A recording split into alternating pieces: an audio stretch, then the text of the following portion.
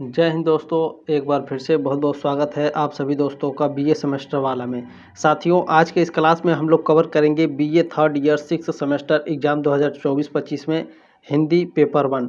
ठीक है। अच्छा, 6 सेमेस्टर हिंदी का पेपर 1 है, तो पेपर का नाम क्या है देखिए, भाषा विज्ञान, हिंदी भाषा तथा देवनागरी लिपि, ये प्रथम है। इसमें भी मैंने एक क्लास और क्लास दिए हैं। ठीक है। और जो भाषा विज्ञान, हिंदी भाषा तथा देवनागरी लिपि द्वितीय है, उसमें भी मैंने एक क्लास कराया है। उन दोनों क्लास के वीडियो का लिंक आपको डिस्क्रिप्शन बॉक्स में मिल जाएगा। ठीक है। प्लेलिस्ट का लिंक मिल जाएगा, उसमें से क्लिक करके आप इस क्लास को अटेंड करने के बाद इसे आराम से देख सकते हैं। ठीक है। काफ़ी शानदार क्लास है। इस क्लास को अटेंड करने के बाद उस क्लास को ज़रूर अटेंड करिएगा दोस्तों। ठीक है। अच्छा, इसमें और क्या है देखिए, क्लास 2 है, यूनिट 2 है। यूनिट 2 से आने वाले objective plus subjective most important question answer, वो भी नोट्स के साथ आपको मिलेंगे। देखिए, 5th सेमेस्टर में मैंने आपको नोट्स पढ़ाया था, नोट्स से कई सारे प्रश्न आपके एग्जाम में आए थे। ठीक है। तो ध्यान रखिएगा, नोट्स को बिल्कुल भी मत स्किप करिएगा। ठीक है। अच्छा, इसका पीडीएफ कहाँ मिलेगा सर? देखिए, पीडीएफ के लिए आपको क्या करना पड़ेगा, टेलीग्राम ग्रुप का लिंक दिया गया है डिस्क्रिप्शन बॉक्स में, वहाँ से आप ज्वाइन हो जाइएगा। ठीक है। मैं आपको ग्रुप में ऐड करूँगा। ठीक है। ऐड करना पड़ता है, मैं आपको ऐड कर लूँगा। वहाँ से आपको वीडियो के ठीक नीचे आपको पीडीएफ मिलेगा। ठीक है। वहाँ से डाउनलोड कर लीजिएगा, आपको नोट्स भी मिल जाएंगे और आप क्या करेंगे, आपका रिवीजन भी होता रहेगा। ठीक है। चलिए, आज के इस क्लास में दोस्तों पहला प्रश्न देखते हैं आपका क्या पूछा है। पहला प्रश्न है आपका, राजस्थान की मानक बोली के रूप में प्रसिद्ध है। तो राजस्थान की मानक बोली के रूप में प्रसिद्ध है मारवाड़ी भाषा। ऑप्शन नंबर बी करेक्ट है आपका। अच्छा, इसमें नोट्स बहुत ही महत्वपूर्ण है। ठीक है। की पॉइंट्स के रूप में नोट्स हैं आपके, ध्यान दीजिएगा, इससे कई सारे प्रश्न आपके एग्जाम में आएंगे। ठीक है। देखिए, राजस्थानी भाषा का मानक रूप मारवाड़ी है। ठीक है। इसे राजस्थान का मरुभाषा भी कहा जाता है। ठीक है। मारवाड़ी को मरुभाषा भी कहा जाता है राजस्थान में, याद रखिएगा। ठीक है। मारवाड़ी भाषा पश्चिमी राजस्थान में सबसे ज़्यादा बोली जाती है। आपके एग्जाम में पूछता है, पश्चिमी राजस्थान में सबसे ज़्यादा कौन सी भाषा बोली जाती है? तो मारवाड़ी भाषा बोली जाती है। राजस्थान के लोग कई तरह की बोलियां बोलते हैं, जैसे कि मारवाड़ी, मेवाड़ी, मेवाती, हाड़ौती वगैरह, लेकिन मारवाड़ी को सभी भाषाओं के बीच की मानक भाषा माना जाता है। ठीक है। राजस्थान की 4 मुख्य बोलियां या भाषाएं हैं, कौन कौन सी? मेवाती, मालवी, जयपुरी और मारवाड़ी, ये मुख्य बोलियां हैं। ठीक है। याद रखिएगा, राजस्थान की 4 मुख्य बोलियां पूछेगा तो ध्यान रखिएगा, मेवाती, मालवी, जयपुरी और मारवाड़ी। ठीक है सर, आगे देखिए। देखिए, इसमें अगला पॉइंट है आपका, मारवाड़ी की कई उपबोलियां भी हैं, कौन कौन सी? ठटकी, थाली, बीकानेरी, बांगड़ी, शेखावटी, मेवाड़ी, खैराड़ी, सिरोही, गौड़ावाड़ी। ठीक है। गौड़ावाड़ी, नागौरी, देवड़ावाटी वगैरह। ठीक है। देवड़ावाटी वगैरह प्रमुख हैं। ये क्या हैं? ये सभी मारवाड़ी की उपबोलियां हैं। ठीक है। याद रखिएगा, सभी आपके एग्जाम में काम आएगा। ठीक है। चलिए, साहित्यिक मेवाड़ी को डिंगल कहते हैं। डिंगल साहित्यिक दृष्टि से समृद्ध बोली है। ठीक है। ध्यान रखिएगा, मारवाड़ी को डिंगल कहते हैं। इस पॉइंट को याद रखिएगा, आपके एग्जाम में काम आएगा, पूछता है। अगला है आपका, राजस्थान के डूंगरपुर और बांसवाड़ा में बांगड़ी बोली जाती है। यहाँ इसके वक्ताओं की संख्या 2 करोड़ 20 लाख है। ठीक है। याद रखिएगा दोस्तों, राजस्थान के डूंगरपुर और बांसवाड़ा में कौन सी भाषा बोली जाती है? वागड़ी भाषा बोली जाती है। ठीक है। याद रखिएगा, आपके एग्जाम में पूछता है, डूंगरपुर और बांसवाड़ा में कौन सी भाषा बोली जाती है राजस्थान के? तो वागड़ी भाषा बोली जाती है। आपके कॉम्पिटिटिव एग्जाम में भी ये प्रश्न पूछता है। ठीक है। चलिए, दूसरा प्रश्न क्या है साथियों, भाषा विद्वानों के अनुसार राजस्थान की प्रमुख भाषा है। भाषा विद्वान के अनुसार राजस्थान की प्रमुख भाषा मरु है। ऑप्शन नंबर डी करेक्ट है। ठीक है। याद रखिएगा। चलिए, अगला प्रश्न देखेंगे क्या है। प्रश्न नंबर 3 क्या पूछा साथियों, बहुत ही शानदार प्रश्न है। उत्पत्ति के आधार पर शब्द के कितने भेद होते हैं? 2, 4, 6 या फिर 8? उत्पत्ति के आधार पर शब्द के 4 भेद होते हैं। अच्छा सर जी, 4 भेद होते हैं, कौन कौन से होते हैं वो भी बता दीजिए। बिल्कुल बताएंगे। देखिए, उत्पत्ति के आधार पर शब्द के 4 भेद होते हैं, तत्सम, तद्भव, देशज, विदेशज। व्युत्पत्ति यानी बनावट के आधार पर शब्द के निम्नलिखित भेद हैं, कौन कौन से भैया? रूढ़ है, यौगिक है, योग रूढ़ है। ठीक है। अच्छा, आगे देखिए, शब्दों का वर्गीकरण 4 आधार पर किया जाता है। व्युत्पत्ति, उत्पत्ति, रचना, प्रयोग। आपके एग्जाम में पूछता है शब्दों का वर्गीकरण किन आधार पर किया जाता है, कितने आधारों पर, 4 आधार पर किया जाता है। कौन कौन सा? व्युत्पत्ति, उत्पत्ति, रचना और प्रयोग। यदि देखिए आपके जो कॉलेज हैं, ठीक है, कॉलेज में यदि आपके सब्जेक्टिव टाइप प्रश्न पूछे जाते हैं तो भी आप इस क्लास को काफ़ी शानदार तरीके से अटेंड कर सकते हैं, ठीक है। चलिए, और जिनका ऑब्जेक्टिव टाइप क्वेश्चन है उनके लिए तो मोस्ट इंपॉर्टेंट क्लास है, ठीक है। चलिए, अच्छा, आपसे रिक्वेस्ट है साथियों, इस क्लास को शेयर कर दीजिएगा, ठीक है। देखिए इस तरह से शेयर बटन बना होगा, इस पर क्लिक करके ज़रूर शेयर कर दीजिएगा। इस क्लास को कम से कम 1 ही लोगों को शेयर करिएगा तो आपका बहुत बड़ा वाला थैंक यू, ठीक है। ज़रूर शेयर कर दीजिएगा, आपसे रिक्वेस्ट है और आपकी जिम्मेदारी भी है, ठीक है। चलिए, चौथा क्लास देखेंगे क्या है। संस्कृत के ऐसे शब्द जिसे हम ज्यों का त्यों प्रयोग में लाते हैं कहलाते हैं, तो वो तत्सम कहलाता है, ठीक है। संस्कृत के वह कौन सा शब्द है जिसको ज्यों का त्यों प्रयोग किया जाता है, तो वो तत्सम होता है साथियों, ठीक है। ऑप्शन नंबर ए करेक्ट है आपका। चलिए, पांचवा प्रश्न देखेंगे साथियों, आपका क्या है। निम्न में से कौन भाषा की विशेषता नहीं है? भाषा व्यवस्थित है, भाषा गतिशील है, भाषा मनमानी है या भाषा सहज है। तो भाषा की विशेषता पूछ रहा है, कौन सा नहीं है, तो भाषा सहज है, ये भाषा की विशेषता नहीं होती है, ठीक है। भाषा व्यवस्थित है, भाषा गतिशील है, भाषा मनमानी है, ये भाषा की विशेषता होती हैं, तीनों है। लेकिन आपकी चौथा क्या है, भाषा सहज है, यह भाषा की विशेषता नहीं है। चलिए, छठवां प्रश्न देखेंगे साथियों का क्या है। वह सिद्धांत जो इस धारणा पर आधारित है कि भाषा की उत्पत्ति ध्वनियों की नकल करने की मानवीय प्रवृत्ति के परिणाम स्वरूप हुई। तो दोस्तों, यह धनुष वचन सिद्धांत है, ठीक है। वह सिद्धांत जो इस धारणा पर आधारित है, कौन सी धारणा पर? धनुष वचन सिद्धांत पर आधारित है कि भाषा की उत्पत्ति ध्वनियों की नकल करने की मानवीय प्रवृत्ति के परिणाम स्वरूप हुई, ठीक है। याद रखिएगा, ऑप्शन नंबर बी करेक्ट है आपका। चलिए, सातवां प्रश्न देखेंगे साथियों, क्या है। वह सिद्धांत जो इस धारणा पर आधारित है कि भाषा की उत्पत्ति मनुष्य में जन्मजात लाभ के अर्थ में हुई है, तो डिंग डोंग सिद्धांत है। ऑप्शन नंबर ए करेक्ट है। देखिए, इसके पहले जो मैंने छठा प्रश्न पढ़ाया है, देखिएगा 100% आपके एग्जाम में आएगा, और जो सातवां प्रश्न है ये भी आपके एग्जाम में आएगा, ध्यान रखिए, ठीक है। बहुत ही शानदार प्रश्न है, बहुत ही इम्पोर्टेंट प्रश्न है, ध्यान रखिएगा, ठीक है।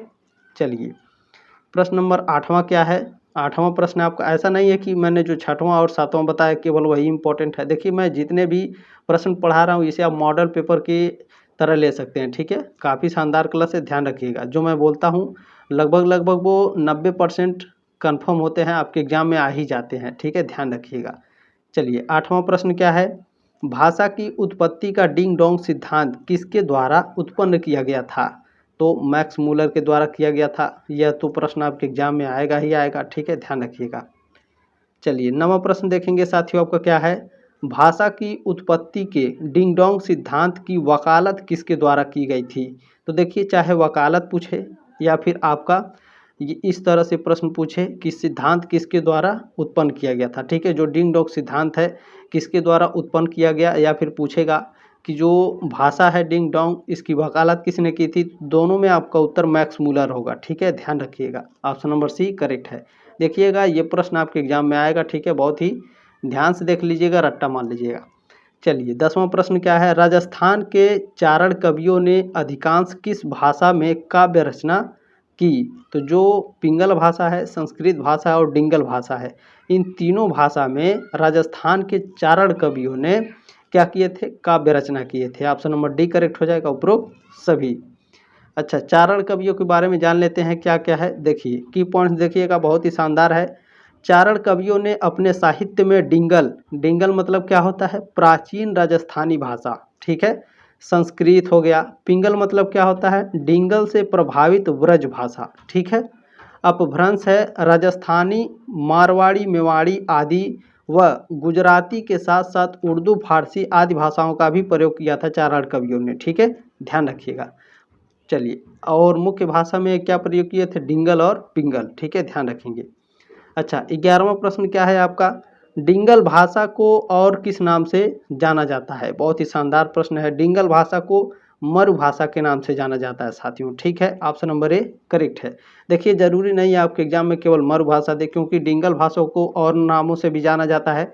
तो उसको भी जानना आपके लिए अनिवार्य है। क्यों अनिवार्य है? देखिए, अगर आपके एग्जाम में आ जाएगा, मैं आपको एक ही शब्द पढ़ाऊंगा तो आप कहेंगे सर जी गलत बता दिए, ठीक है, इसीलिए मैं पूरा बता रहा हूँ। देखिए, डिंगल को मरुभाषा, मारवाड़ी और पुरानी राजस्थानी जैसे कई नामों से जाना जाता है, ठीक है, ध्यान रखिएगा। उम्मीद है साथियों आपको समझ में आ रहा होगा, क्लास अच्छा लग रहा होगा। प्लीज़ अगर अच्छा क्लास लग रहा है तो एक लाइक कर दीजिए, ठीक है, पैसा नहीं लग रहा है। देखिए, मेरे सब्सक्राइबर बहुत कम है, ठीक है, प्लीज़ सब्सक्राइब करके मुझे भी सपोर्ट कीजिए, ठीक है। चलिए 12वां प्रश्न देखेंगे साथियों, क्या है? डिंगल के सर्वप्रथम कवि माने जाते हैं। जो डिंगल है, डिंगल भाषा है, ठीक है, डिंगल भाषा के सर्वप्रथम कवि कौन है भैया?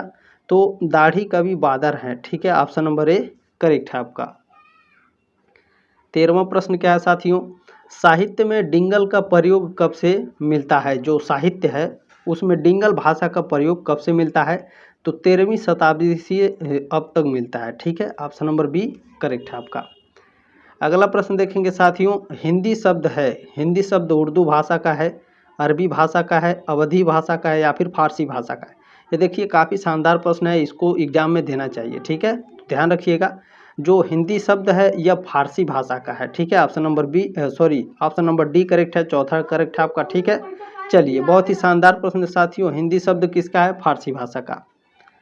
15वां प्रश्न देखेंगे साथियों, आपका क्या पूछा है? 15वां प्रश्न आपका पूछा है, अपभ्रंश का उत्तरकालिक राज्य का नाम है?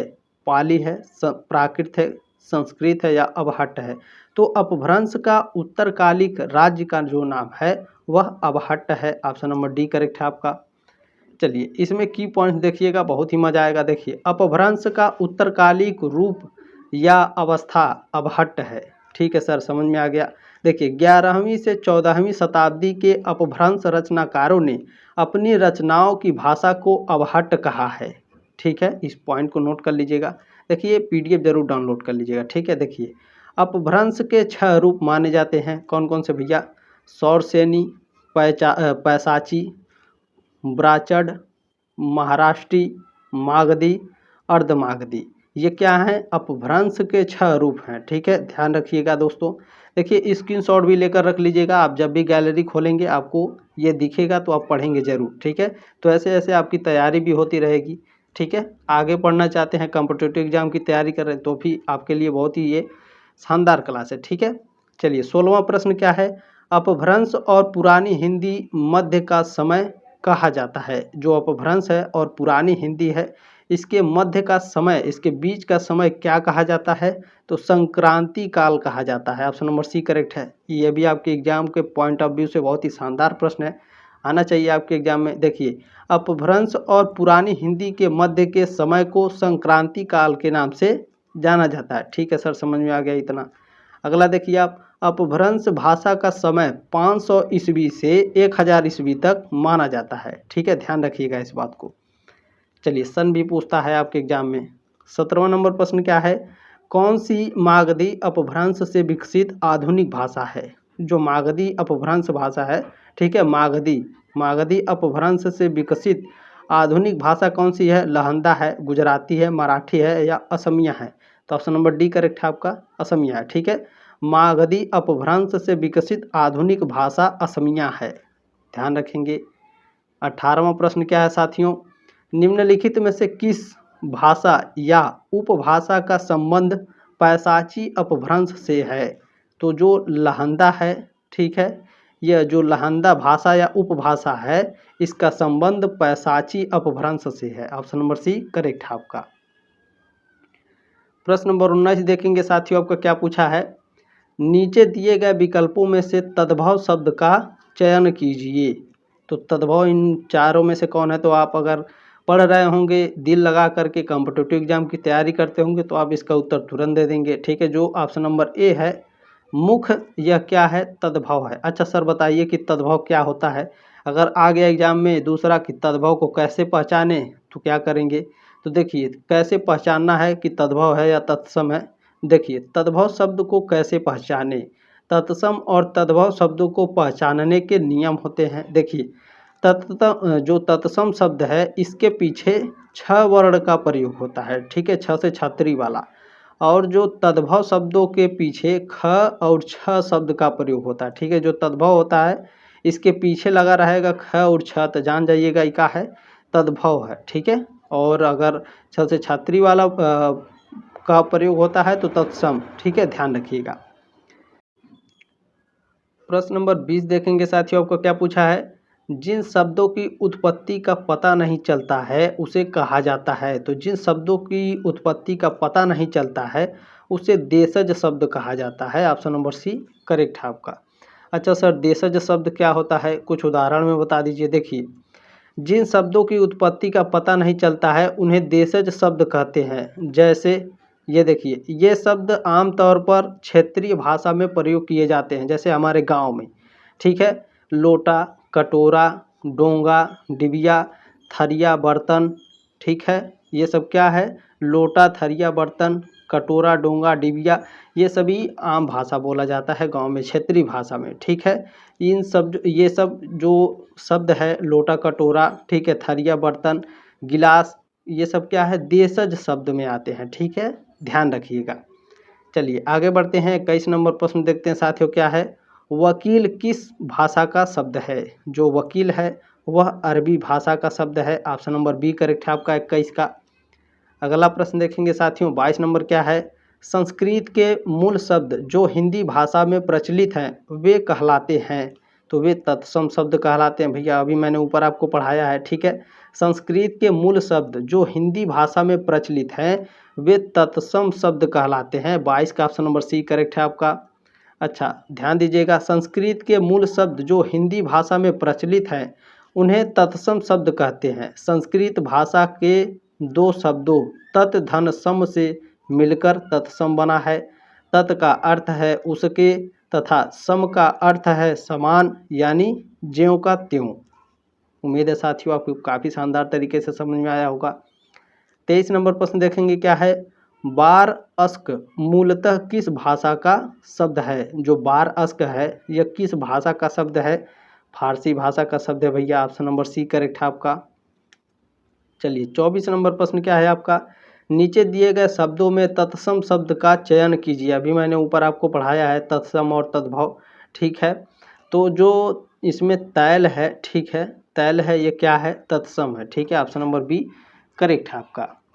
अगला प्रश्न देखेंगे साथियों, क्या है, 25 नंबर, ये प्रश्न आपके एग्जाम में आएगा, ध्यान रखिएगा। सर्वप्रथम सन 1907 से 1908 में राजस्थानी भाषा का प्रयोग किसने किया था।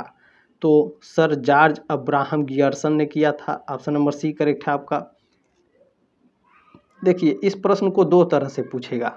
एक तरह से ऐसे पूछेगा कि राजस्थानी भाषा का प्रयोग सर जॉर्ज अब्राहम गियर्सन ने कब किया था। तो 1907 से 1908 में। ठीक है, ध्यान रखिएगा। अगला प्रश्न देखेंगे, क्या है साथियों, प्रश्न नंबर 26 है। इसमें मैं थोड़ा कलर को चेंज करने वाला हूँ, एक मिनट। चलिए इसमें थोड़ा और चेंज करूँ, ठीक है, अच्छा नहीं लग रहा है।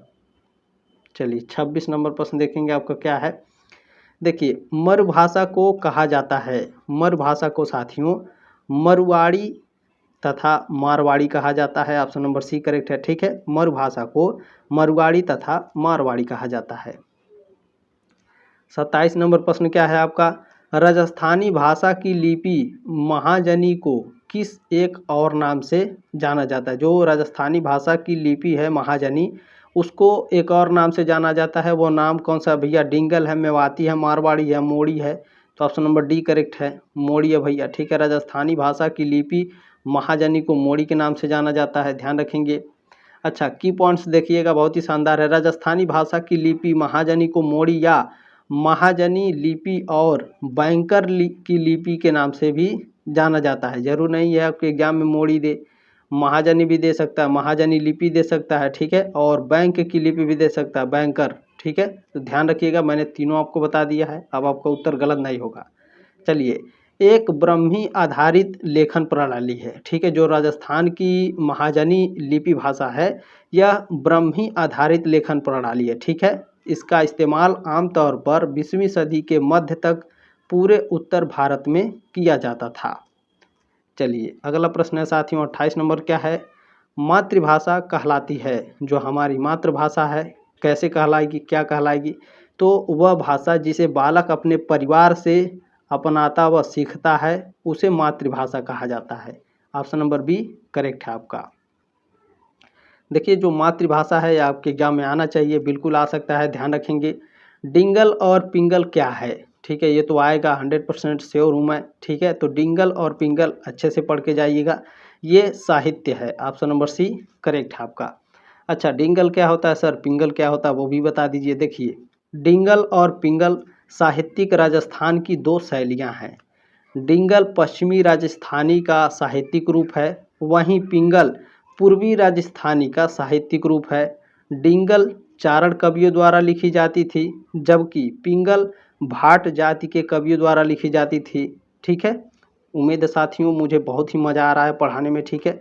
ये जो मैंने नोट्स पढ़ाया है आपको ना, इसमें से कई सारे प्रश्न आएंगे, ठीक है। बहुत ही जो लोग स्किप कर रहे हैं ना इसे की पॉइंट्स को ध्यान रखिएगा, वो परीक्षा में पछताएंगे, और जो पढ़ रहे हैं उनके लिए तो बहुत ही अच्छा है। चलिए 30 नंबर प्रश्न क्या है, राजस्थानी साहित्य को दो प्रमुख बोलियां हैं। जो राजस्थानी साहित्य है इसकी दो प्रमुख बोलियां कौन कौन सी है भैया, अभी मैंने पढ़ाया है। डिंगल और पिंगल ये क्या है, राजस्थानी साहित्य की दो प्रमुख बोलियां हैं, ठीक है। ऑप्शन नंबर सी करेक्ट है आपका, ए और बी दोनों। चलिए 31 नंबर प्रश्न देखेंगे क्या है हमारा, शब्दकोश शब्द की उत्पत्ति किस भाषा से हुई। जो शब्दकोश शब्द है, ठीक है, इसकी उत्पत्ति किस भाषा से हुई है, तो इसकी उत्पत्ति लैटिन भाषा से हुई है भैया, ठीक है। शब्दकोश शब्द की उत्पत्ति लैटिन भाषा से हुई है। अच्छा ध्यान रखिएगा, शब्दकोश शब्द की उत्पत्ति लैटिन भाषा के शब्द डिक्शन और डिक्शनरियस से हुई है। डिक्शन का मतलब है बोलने की क्रिया, और डिक्शनरियस का मतलब है शब्दों का संग्रह, ठीक है। काफ़ी शानदार तरीके से मैंने बता दिया आपको। प्रश्न नंबर 32 है दोस्तों। 32 नंबर प्रश्न आपका क्या पूछा है, शब्द संपदा सीखने सिखाने के लिए किस प्रभावशाला की अनुशंसा करेंगे। जो शब्द संपदा है सीखने सिखाने के लिए जो प्रभावशाली अनुशंसा है, यह वर्तनी प्रतियोगिता है, ऑप्शन नंबर सी करेक्ट है आपका। प्रश्न नंबर 33 क्या है साथियों, प्रश्न नंबर 33 है आपका, इनमें से किस यौगिक शब्द में प्रत्यय नहीं है, समर्पित, क्षितिज, यायावरी या दुबला। तो इनमें जो दुबला है इसमें क्या है, इसमें प्रत्यय नहीं है। अच्छा कैसे नहीं है सर, वो भी बता दे रहे हैं। देखिए की पॉइंट्स है आपका, दुबला शब्द में प्रत्यय का योग नहीं है। दु उपसर्ग से बनने वाले अन्य शब्द कौन है, दुर्जन, दुर्बल, दुकाल आदि, ठीक है। अच्छा दु का अर्थ क्या हो गया, बुरा, हीन, विशेष, ठीक है। अच्छा प्रत्यय देखिए क्या है, प्रत्यय दो शब्दों से मिलकर बना है। आपके एग्जाम में प्रत्यय का अर्थ पूछता है, ध्यान रखिएगा, ठीक है। तो प्रतिधन अय, प्रत्यय दो शब्दों से मिलकर बना है, प्रति और अय, इनका अर्थ क्या होता है। देखिए प्रति का अर्थ होता है साथ में पर बाद में, अय का अर्थ होता है चलने वाला, इसलिए प्रत्यय का अर्थ क्या हो गया भैया, साथ में पर बाद में चलने वाला, ठीक है। आगे देखिए प्रत्यय वे शब्दांश जो शब्द के बाद में जुड़कर उनका अर्थ परिवर्तित कर देते हैं, प्रत्यय कहलाते हैं। उदाहरण देखिए जैसे जल शब्द में अन प्रत्यय जुड़कर इसका अर्थ जलन अर्थात ईर्ष्या कर देता है, ठीक है। मान लीजिए आपका जल है, ठीक है, क्या है, जल है, इसमें अगर प्रत्यय जोड़ेंगे हम, क्या प्रत्यय जोड़ेंगे, अन जोड़ेंगे, ठीक है। अन इसमें अगर जोड़ देंगे क्या हो जाएगा, जलन, ठीक है। इसका अर्थ क्या हो गया, ईर्ष्या। तो अब आपको उम्मीद है साथियों कि ये समझ में आ गया होगा कि प्रत्यय क्या है, कैसे बनता है, ठीक है। अच्छा इसमें मैं कुछ और आपको बता देता हूँ। प्रत्यय देखिए प्रत्यय दो प्रकार के होते हैं, कृत प्रत्यय और तद्धित प्रत्यय। अच्छा कृत प्रत्यय और तद्धित प्रत्यय क्या होता है, देखिए धातुओं में जुड़ने वाले प्रत्ययों को कृत प्रत्यय कहते हैं, संज्ञा शब्दों में जुड़ने वाले प्रत्यय को तद्धित प्रत्यय कहते हैं, ठीक है। चलिए आगे बढ़ते हैं साथियों। 34 नंबर प्रश्न देखते हैं क्या है आपका, इनमें से किस यौगिक शब्द में उपसर्ग तथा प्रत्यय दोनों है। बहुत ही शानदार प्रश्न है। तो विलीनीकरण जो है इसमें ये क्या है, इसमें उपसर्ग और प्रत्यय दोनों है। अच्छा उपसर्ग और प्रत्यय क्या होते हैं, देखिए उपसर्ग वे शब्दांश जो किसी शब्द के शुरू में जुड़कर उनका अर्थ परिवर्तित कर देते हैं, उपसर्ग कहलाते हैं। उदाहरण दीजिए, देखिए जय का अर्थ जीत होता है, ठीक है। यही जय शब्द में परा उपसर्ग जोड़ दें तो इसका अर्थ पराजय अर्थात हार हो जाता है, ठीक है। समझ में आ गया, जय है, ठीक है, इसमें अगर उपसर्ग जोड़ दिया जाए परा तो ये क्या हो गया भैया, पराजय, ठीक है, ये ऐसे उपसर्ग बनता है, ध्यान रखिएगा। प्रत्यय तो मैंने आपको समझा दिया। वे शब्दांश जो शब्दों के बाद में जुड़कर उनका अर्थ परिवर्तित कर देते हैं प्रत्यय कहलाते हैं। उदाहरण मैंने दिया है, जल शब्द में अन प्रत्यय जुड़कर इसका अर्थ जलन हो गया, ठीक है, अर्थात ईर्ष्या। प्रश्न नंबर 35 क्या है साथियों, इनमें से कौन सा मासिक पद है, बताइए। इनमें से कौन सा मासिक पद है भैया, जीवन, पाठन, जीवन साथी या एगथिन। तो जीवन साथी क्या है आपका मासिक पद है, ऑप्शन नंबर सी करेक्ट है आपका 35 का। अगला प्रश्न देखेंगे 36 नंबर क्या है, इनमें से कौन शब्द मूल शब्द है, अवकाश, फूल, कृपा निधान या उपरांत। जो फूल है यह आपका मूल शब्द है। अच्छा सर, मूल शब्द अगर मान लीजिए दोबारा आ गया प्रश्न में, अगर ये प्रश्न नहीं आया, दूसरा प्रश्न दे दिया, अगर पूछ लिया कि इनमें से कौन मूल शब्द है, तो कैसे उत्तर देंगे, तो बिल्कुल बताएंगे। चलिए आपको बताते हैं कि मूल कैसे पहचानेंगे। देखिए मूल शब्द को कैसे पहचानना है। देखिए मूल शब्द शब्द का सबसे बुनियादी हिस्सा होता है, ठीक है, इसमें कोई उपसर्ग या प्रत्यय नहीं होता है। मूल शब्द में कोई उपसर्ग और प्रत्यय नहीं होता है, ध्यान रखिएगा। मूल शब्दों को दो या दो से ज़्यादा वर्णों को मिलाकर बनाया जाता है। उदाहरण के लिए देख लीजिए भैया, अनुरूपता शब्द के मूल में रूप मूल शब्द है, ठीक है, अनुरूपता है तो रूप क्या है, मूल शब्द है। जैसे खिल धन आ और उसके बाद ता है, तो क्या हो गया आपका खिलाता, ठीक है। यहाँ खिल क्या है भैया, खिल आपका मूल शब्द है, जो खिल क्या है, मूल शब्द है। जैसे आपका सभ्य धन ता, ठीक है, पूरा क्या हो गया आपका सभ्यता, लेकिन यहाँ जो सभ्य है वो क्या है, मूल शब्द है, ठीक है। उम्मीद है साथियों आपको समझ में आ गया होगा कि अब कैसे पहचानेंगे हम, ठीक है, मूल शब्द को कैसे पहचानेंगे। चलिए अगर नहीं समझ में आया होगा तो दोबारा देख लीजिएगा आप, ठीक है। 37 नंबर प्रश्न क्या है, इनमें से किस शब्द में उपसर्ग तथा प्रत्यय दोनों है, बताइए। इन चारों शब्दों में से किस शब्द में उपसर्ग और प्रत्यय दोनों है साथियों। तो जो सांप्रदायिकता है इसमें उपसर्ग और प्रत्यय दोनों है, ठीक है। अच्छा, अगर एग्जाम में आपके आ गया तो देखिए, जो अगर उपसर्ग और प्रत्यय दोनों देता है तो वो जो शब्द होता है वो हार्ड होता है और लंबा होता है। जैसे सांप्रदायिकता है, ठीक है, विलीनीकरण मैंने ऊपर आपको पढ़ाया है। तो जब आप पढ़ेंगे उपसर्ग और प्रत्यय, ठीक है, इनमें से पूछेगा कि इन दोनों में से, इन चारों में शब्दों में से किस में उपसर्ग और प्रत्यय हैं, ठीक है। तो जब आप शब्द पढ़ेंगे तो आपको पता लग जाएगा। विलीनीकरण हो गया, सांप्रदायिकता हो गया, ठीक है। जो बड़े शब्द होंगे वो क्या होंगे, उसमें प्रत्यय और उपसर्ग दोनों होते हैं, ठीक है। अगर नहीं समझ में आया है तो मैंने आपको ऊपर पढ़ाया है कि उपसर्ग और प्रत्यय क्या होते हैं, ठीक है। जिनको नहीं समझ में आता है, ठीक है, वो दोबारा देख लेंगे। 38 नंबर प्रश्न देखेंगे साथियों, आपका क्या है, प्रतिष्ठित में कौन सा प्रत्यय है। तो प्रतिष्ठित में इत क्या है भैया, इत हमारा प्रत्यय है, तो ऑप्शन नंबर सी करेक्ट है आपका, ऑप्शन नंबर सी, ध्यान रखिएगा, ठीक है। चलिए प्रश्न नंबर 39 है, 39 नंबर, इनमें से किस शब्द में अप्रत्यय का प्रयोग नहीं हुआ है। सर्प इसमें हुआ है, गायक यक इसमें नहीं हुआ है, ठीक है, यह आपका गलत है, ठीक है, इसमें आपका प्रत्यय यूज नहीं हुआ है, ऑप्शन नंबर बी करेक्ट है। अच्छा, राघव इसमें है, ठीक है, पांडव, ठीक है, इसमें भी अप्रत्यय है, राघव में भी है, सर्प में भी है, आपका गायक में नहीं है, ठीक है, ऑप्शन नंबर बी करेक्ट है, ध्यान रखेंगे। चलिए 40 नंबर प्रश्न क्या है, किस शब्द में उपसर्ग और प्रत्यय दोनों है, विशाल, प्रचलित, भारतीय या शीघ्रता। तो इसमें जो प्रचलित है इसमें क्या है, उपसर्ग और प्रत्यय दोनों है। अच्छा, इसमें काफ़ी शानदार तरीके से मैं फिर से आपको बता देता हूँ। देखिए प्रचलित, प्रधन चल धन इत, ठीक है, प्रचलित में चल शब्द से प्र उपसर्ग एवं इत क्या है, प्रत्यय जुड़कर इसे प्रचलित शब्द में बदलते हैं। जो प्र क्या है, प्र आपका क्या है, उपसर्ग है, ठीक है, इत क्या है आपका, इत आपका प्रत्यय है, ठीक है। मैंने ऊपर पढ़ाया आपको साथियों बहुत ही शानदार तरीके से, ठीक है, कि उपसर्ग और प्रत्यय को कैसे पहचाने, ठीक है। तो प्र क्या है आपका उपसर्ग है, इत क्या है आपका प्रत्यय है। तो इन दोनों को मिला करके प्रत्यय और उपसर्ग को क्या हो गया आपका, प्रचलित हो गया, ठीक है। चलिए प्रश्न नंबर 41 है साथियों, इनमें से कौन सा विकल्प असंगत है, ठीक है, आपके 4 ऑप्शन दिया है, चलिए पढ़ते हैं। हरिधन याली, यह मुझे लग रहा है यही आपका क्या है, असंगत है। चलिए आगे पढ़ते हैं, देखते क्या है।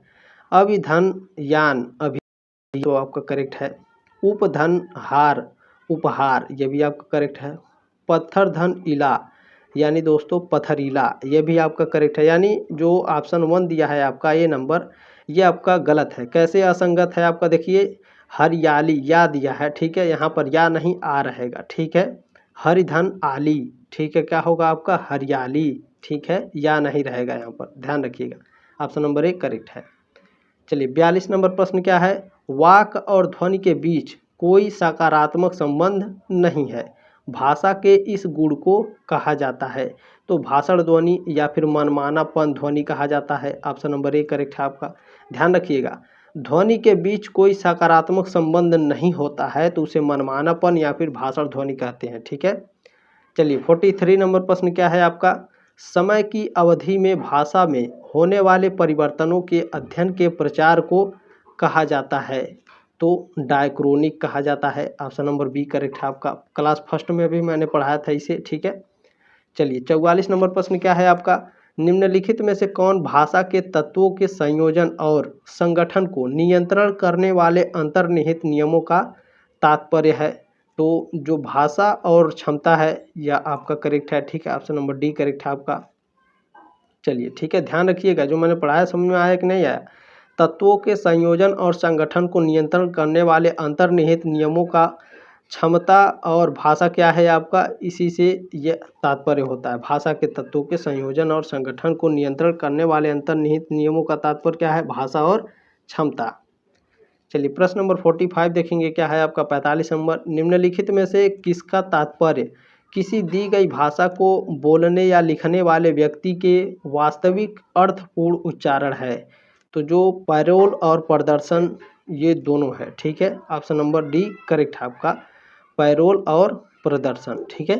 चलिए ध्यान रखिएगा। प्रश्न नंबर 46 क्या है, बहुत ही शानदार प्रश्न है। चंद्रधर शर्मा गुलेरी ने किसको पुरानी हिंदी का प्रथम कवि माना है। तो जो राजा मुंज थे इसको चंद्रधर शर्मा गुलेरी ने, ठीक है, पुरानी हिंदी का प्रथम कवि माना है। प्रश्न नंबर 47 क्या है, वैज्ञानिक एवं तकनीकी वैज्ञानिक आयोग की स्थापना किस वर्ष हुई। तो वर्ष 1961 में हुई थी, ठीक है। अच्छा ध्यान रखिएगा, यहाँ पर मैंने की पॉइंट्स में लिखा है काफ़ी शानदार तरीके से। भारत सरकार ने 1 अक्टूबर 1961 को वैज्ञानिक और तकनीकी शब्दावली आयोग की स्थापना की थी, ठीक है। चलिए प्रश्न नंबर 48 क्या है, मैथिली में साहित्य रचनाकार है। जो मैथिली है दोस्तों, ठीक है, विद्यापति, भारतेंदु हरिश्चंद्र या फिर सरहपा, ठीक है, सरहपा हैं, अज्ञे हैं।